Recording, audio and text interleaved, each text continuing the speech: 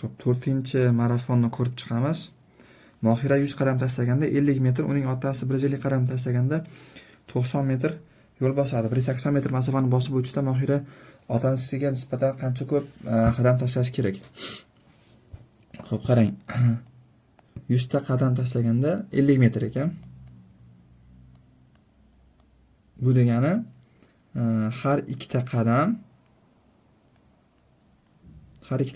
1 metr degani. Uning otasi bu Mohiraniki ekan. Uni otasi endi. Uni otasi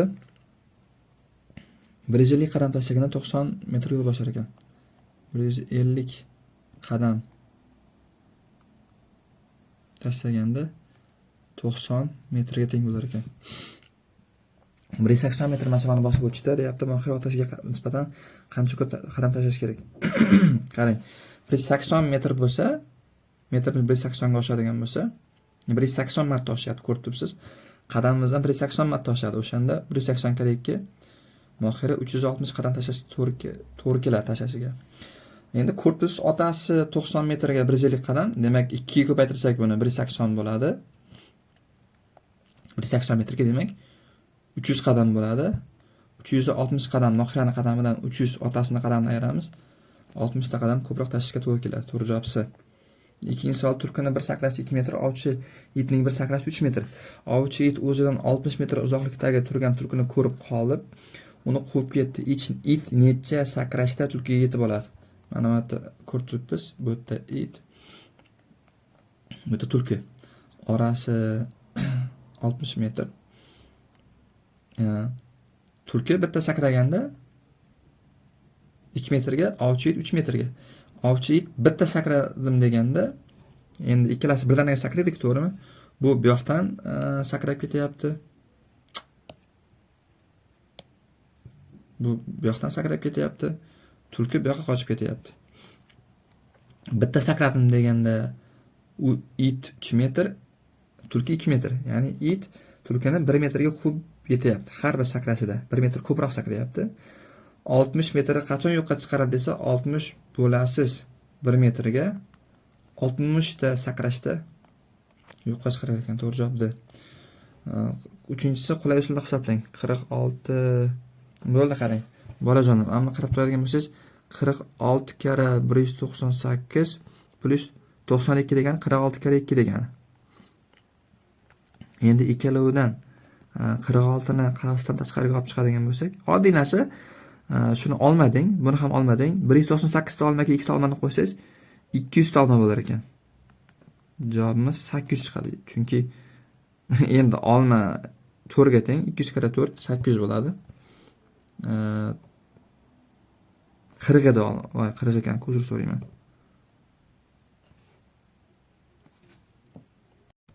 Xo'p, 3-savolimizga o'tamiz. Qulay usulda hisoblang deb qo'yibdi. Bu savol nima qilar ekanmiz? Qarang. 46 kara 198 deydigan bo'lsak, qo'shilgan 92 degani 2 kara 46 degani. Ko'rib turibsiz, bu yerda 2 ta 46 ga 198 ta 46 ni qo'shyapmiz. Bu degani 200 ta 46 degani. 46 ni 200 ga ko'paytiradigan bo'lsak, bizda 9200 chiqar ekan. To'g'ri javob B. 4-savol. Ifodalari qanday raqamdan tugaydi? Bu sonni shunchaki oxirgi raqamlarini ko'paytirib chiqish kifoya qiladi. 7 kara 8, 8 kara 7 56. Demak, buni oxirgi raqamni 6 bilan tugaydi. 6 bilan tugagan sonni oxiri 1 bilan tugagan sonni ko'paytiradigan bo'lsak 6. 6 bilan tugagan sonni oxiri 5 bilan tugagan sonni ko'paytiradigan bo'lsak 6 kara 5 30, 0 bilan tugayapti ekan bu ifodamiz. Endi bunisi 4 kara 2 8, 8 kara 7 56, 6. Oxiri 0 bilan tugagan sondan oxiri 6 bilan tugagan sonni ayiradigan bo'lsak, bizda oxiri 4 bilan tugagan son hosil bo'lar ekan. To'g'ri javob B. 5-savol. Kompot uchun 600 gram quritilgan meva olindi. Unda 3 qism olma, 2 qism olcha va 1 qism nok. Olingan quritilgan mevadan necha gram olcha bor? 600 gramdan teng ekan 3 qism olma, 2 qism olcha va 1 qism nok. Ikki tomon tenglashtiradigan bo'lsak, bizda 6x bo'ladi, demak x teng 100 gram ekan. Bizdan nima so'ragan? Olchani so'ragan. Olcha o'zi 2 qism edi. 2 ta x degani 200 degani. 6-savol o'quvchi testda 30 ta masala, o'quvchiga testda 30 ta masala berildi. Har bir to'g'ri yechilgan masala uchun 5 ball, noto'g'ri yechilgan masala uchun 9 ball ayriladi. Agar o'quvchi 66 ball to'plagan bo'lsa, 10 ta masalani to'g'ri yechgan. Xo'p, noto'g'ri yechgan. Xo'p, bu savolni tenglama tuzib yechish ham mumkin edi, lekin undan yaxshiroq uslublarga taklif qilaman. Tasavvur qiling, 30 ta savolni har biriga to'g'ri javob berganda 5 balldan bo'lsa, 150 ball yig'sa bo'lar edi. Lekin qahramonimiz 66 ball yig'ibdi. Demak, bizda 94 ball yo'qotilgan. Xo'p, nima qilamiz? Muammoga yechim. E'tibor qiladigan bo'lsak, bitta noto'g'ri javob uchun 9 ball ayrilyapti. Endi bitta savol uchun to'g'ri javob berish 5 ball plyusga kiradi. Ya'ni foydaga. Agar bitta savolga noto'g'ri javob beradigan bo'lsangiz, shu 5 ballga uxlab qo'shimchasiga 9 ball o'zingiz yig'gan ballingizdan qo'shib ham berasiz. Bu degani bitta savolga noto'g'ri javob berish 14 ballga tushar ekan. Qaytaraman. Agar siz shu savolga to'g'ri javob berganingizda edi, 5 ball olishingiz mumkin edi. Ammo noto'g'ri javob berganingiz uchun u 5 ballga uxlab, yana 9 ball o'zingiz yig'gan balllardan qo'shib ham berasiz. Bu degani bitta noto'g'ri javob sizga 14 ballga tushyapti degani. Bu 84 ekan, uzr so'rayman. O'sha uchun yo'qotilgan 84 ballni bitta yo'qotiladigan savoldagi ballga bo'ladigan bo'lsak, 7 kelib chiqar ekan. Bu degani 7 ta savolga noto'g'ri javob berildi degani.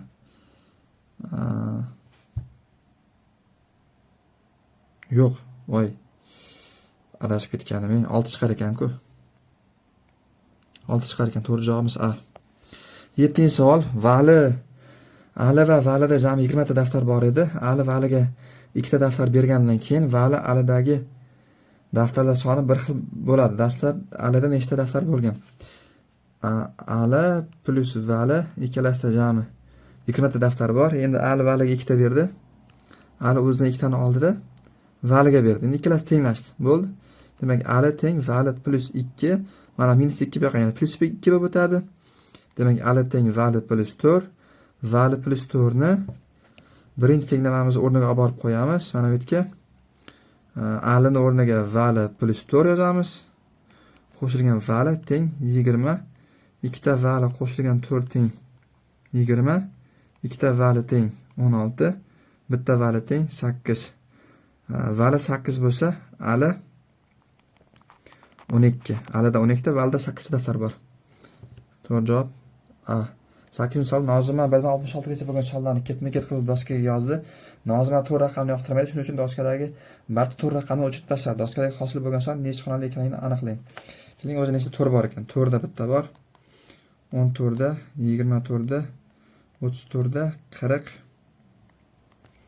41, 42, 43, 44, 45, 46, 47, 48, 49, 54 da bor va 64 da bor.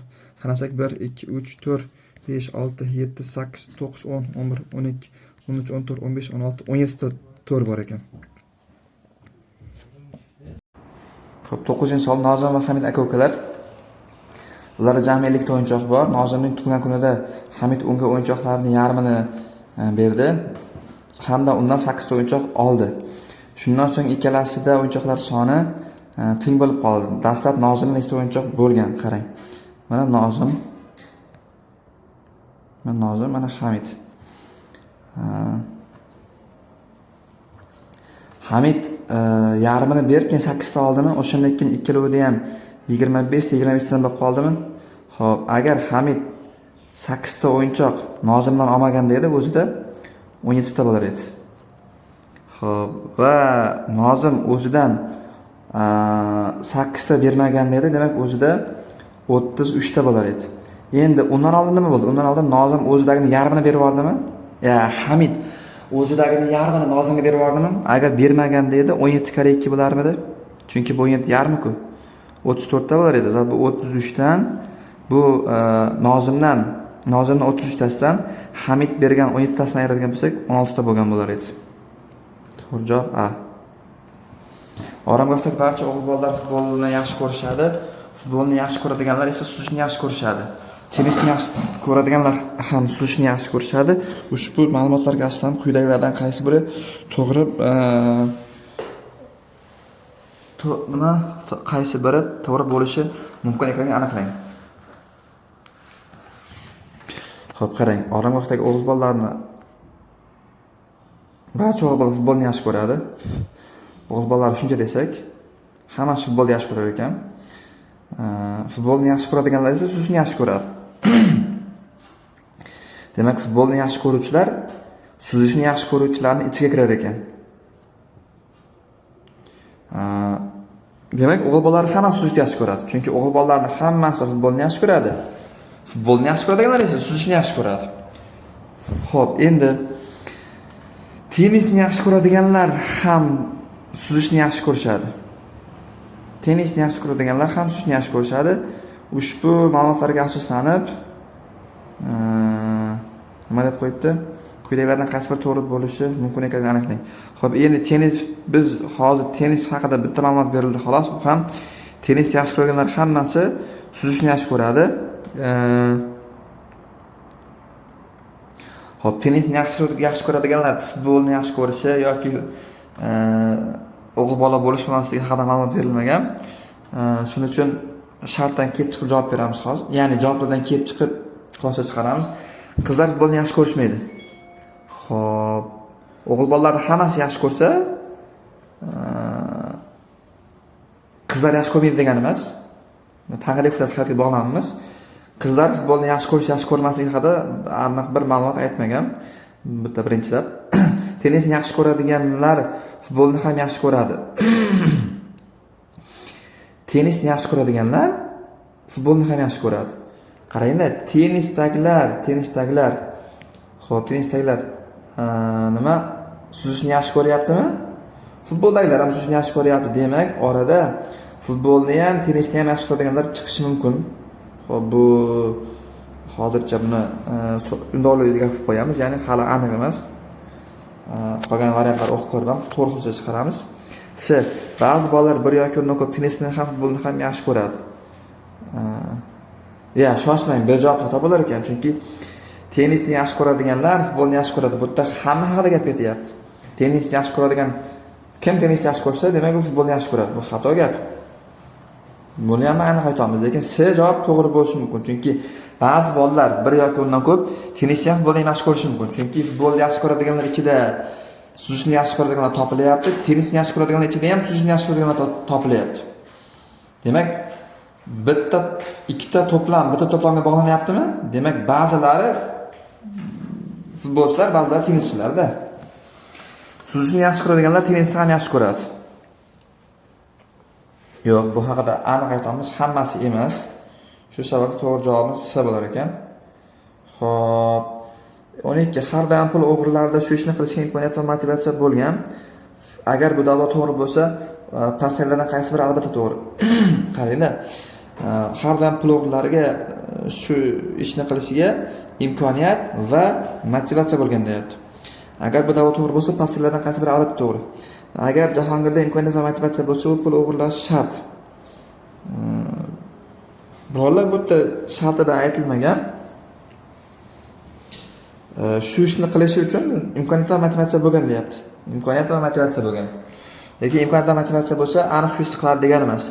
Agar Jahongir pul o'g'irlamagan bo'lsa, unda imkoniyat bo'lmagan. Tak. Bu javob to'g'ri bo'lib qoladi, chunki agar o'g'irlik qilish uchun imkoniyat va motivatsiya kerak, lekin qilmaslik uchun bittasi bo'lmasa yetarli-da. Bu bo'lishi mumkin. Agar Jahongir pul o'g'irlamagan bo'lsa, unda motivatsiya bo'lmagan. Bu ham to'g'ri bo'lishi mumkin ekan. Agar Jahongirda motivatsiya bo'lmasa, u pul o'g'irlamaydi.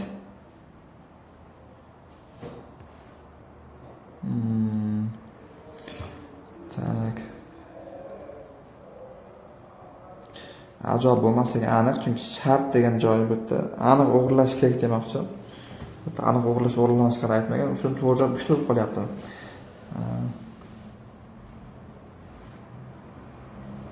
Shoshmang.